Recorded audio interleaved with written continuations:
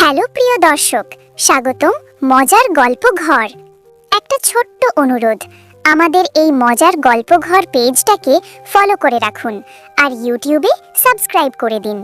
Subscribe করলে নতুন cartoon গল্পের ভিডিও আপনার কাছে সবার আগে পৌঁছে যাবে। চলুন আজকের সুন্দর গল্পটা শুরু করি।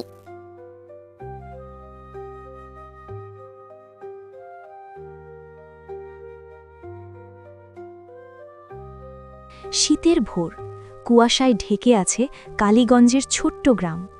বাঁশঝাড়ের ফাঁক দিয়ে সূর্যের আলো ঢুকতে চাইলেও কুয়াশা যেন আঁকড়ে ধরে রেখেছে সবকিছু।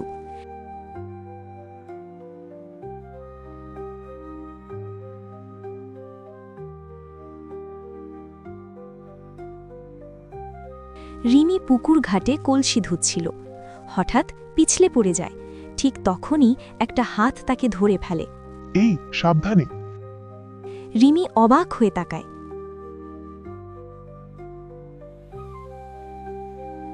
তুমি? আমি আর কি? আরিফ ছোটবেলা থেকে ওদের বাড়ির পাশেই থাকে, কিন্তু কথা হয় কম। তবুও সেই মুহূর্তে মনে হলো যেন এই হাতটা অনেক দিনের চেনা।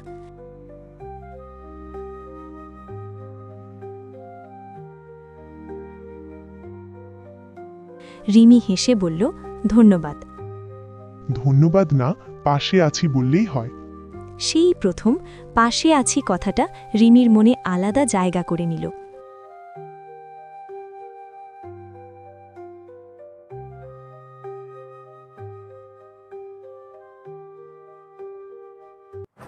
এক রাতে প্রবল ঝড় উঠল, টিনের চাল উড়ে যাওয়ার উপক্রম।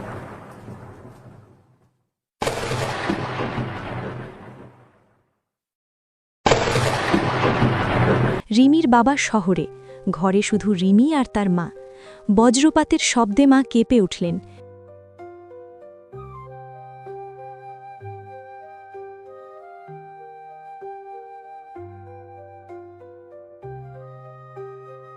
রে রিমি, চালটা বাঁচাতে হবে। ঠিক তখনই দরজায় কড়া নাড়ার শব্দ। খালা, আমি আরিফ, সাহায্য লাগবে? আরিফ আর তার বাবা এসে টিনে দড়ি বেঁধে দিল। ঝড়ের ভেতর ভিজে একাকার হয়ে কাজ করল তারা। কাজ শেষে রিমির মা বললেন, বাবা, তুমি না থাকলে আজ কি হতো? পাশের মানুষ তো এজন্যই থাকে খালা। সেদিন থেকে আরিফ শুধু পাশের বাড়ির ছেলে রইল না, একটা ভরসার নাম হয়ে গেল।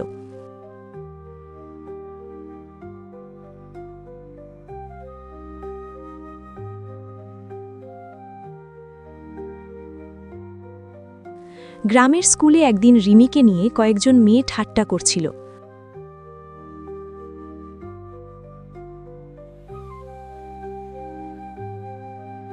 গরিবের মেয়ে বড় বড় স্বপ্ন দেখে। রিমির চোখে পানি চলে এলো। ঠিক তখনই আরিফ সামনে দাঁড়ালো।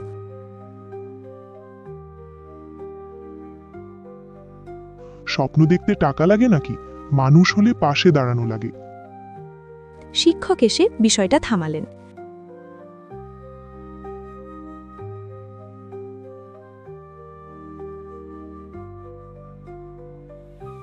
বাড়ি ফেরার পথে রিমি চুপচাপ হাঁটছিল। তুমি সবসময় আমার পাশে কেন দাঁড়াও? কারণ তুমি একা নও। সেই উত্তরটা ছোট হলেও গভীর ছিল।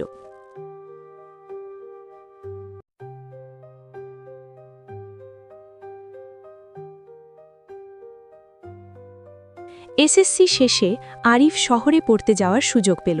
পুরো গ্রাম খুশি, কিন্তু রিমির বুকের ভেতর কেমন ফাঁকা লাগছিল।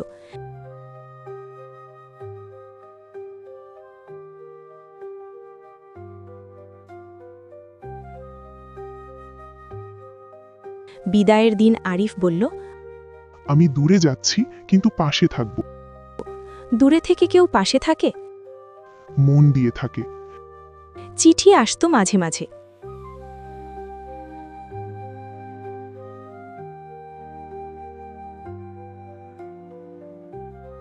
রিমি, পড়াশোনা ছাড়বে না, তুমিও একদিন শহরে আসবে। দূরত্ব বাড়লেও কথাগুলো যেন কাছে টেনে রাখত।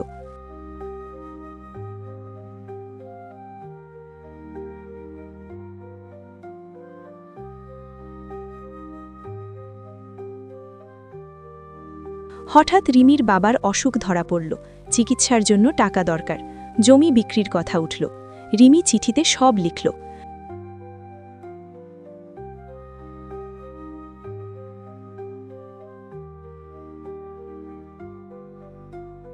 কয়েকদিন পর হঠাৎ আরিফ ফিরে এলো।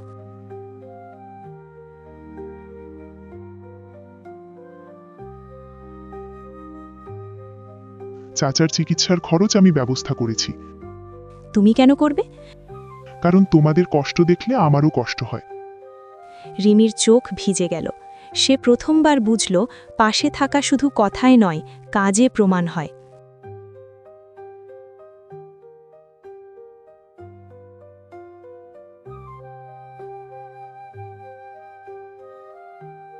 গ্রামে গুজব ছড়ালো আরিফ শহরে নতুন বন্ধু পেয়েছে, রিমিকে ভুলে গেছে। রিমি মন খারাপ করে দূরে সরে গেল।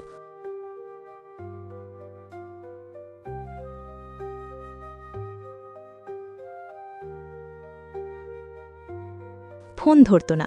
একদিন আরিফ এসে বলল, তুমি দূরে গেলে আমি কাকে বলবো পাশে আছি? সবাই তো বলে তুমি বদলে গেছো। সবাই কি আমাদের জায়গায় ছিল? চোখের দিকে তাকিয়ে থাকা সেই মুহূর্তে ভুল বোঝাবুঝি গলে গেল।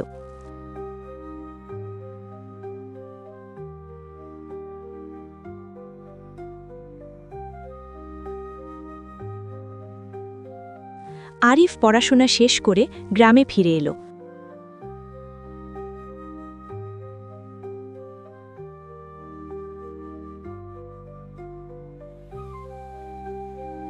আমি এখানে একটা কোচিং সেন্টার করব। গ্রামের ছেলেমেয়েরা বাইরে না গিয়েও পড়তে পারবে। রিমি পাশে দাঁড়ালো।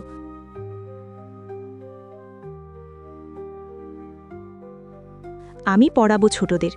গ্রামের মানুষ অবাক।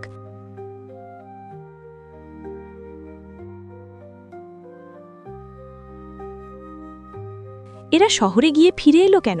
কারণ তাদের স্বপ্ন ছিল একা নয়, একসাথে।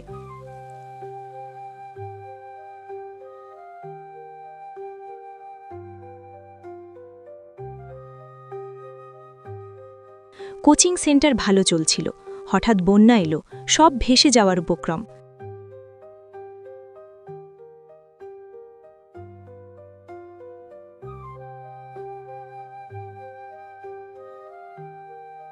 বই নষ্ট। রিমি বলল, সব শেষ? না, পাশে থাকলে কিছুই শেষ না। তারা ত্রাণ আনলো, আবার নতুন করে শুরু করল।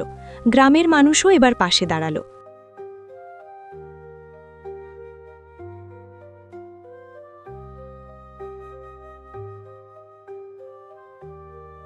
বছর ঘুরে গেল। কোচিং সেন্টার এখন বড় স্কুলে রূপ নিয়েছে। উদ্বোধনের দিনে রিমি বলল, তুমি যদি সেদিন পুকুর ঘাটে হাত না বাড়াতে? আরিফ হেসে বলল, তুমি যদি সেদিন ভরসা না করতে? সবাইয়ের সামনে আরিফ বলল, পাশে থাকা মানে শুধু ভালোবাসা না, পাশে থাকা মানে দায়িত্ব, বিশ্বাস আর লড়াই একসাথে করা। রিমি মাথা নাড়ল। আজ আর তারা শুধু দুজন নয়, পুরো গ্রাম একে অপরের পাশে দাঁড়াতে শিখেছে।